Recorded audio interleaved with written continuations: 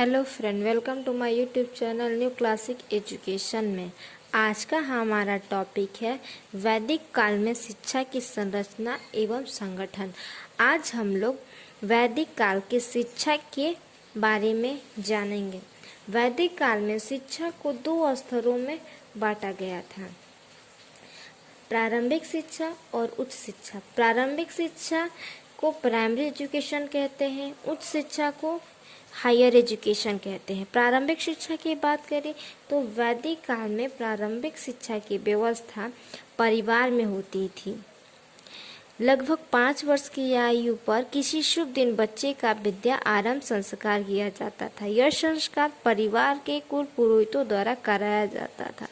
बच्चे को स्नान कराकर नए वस्त्र पहनाकर कुल पुरोहित के सामने लाया जाता था।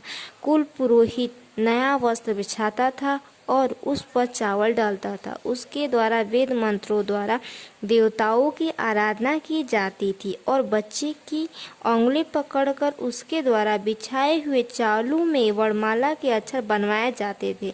कुल पुरोहितों को भोजन कराकर दक्षिणा दी जाती थी। कुल पुरोहित बच्चे को आशीर्वाद देता और उसके बाद बच्चे की शिक्षा नियमित रूप से आरंभ होती थी।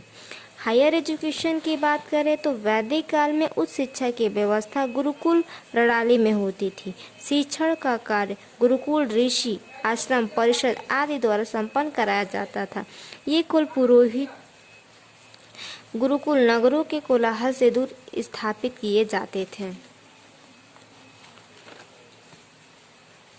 गुरु को आध्यात्मिक पिता माना जाता था। इस प्रकार की शिक्षा का रूप हमें गुरुकुल, कांगड़ी, हरिद्वार तथा विश्व भारती जैसे अंतर्राष्ट्रीय शिक्षा केंद्रों में आज भी देखने को मिलता है। 8 वर्ष की आयु में ब्राह्मण बच्चों का और 10 वर्ष की आयु पर क्षत्रिय बच्चों का और 12 वर्ष की आयु में वैश्य बच्चों का प्रवेश गुरुकुल में होता था तथा प्रवेश के समय बच्चों का उपनयन संस्कार भी होता था। Thanks for watching.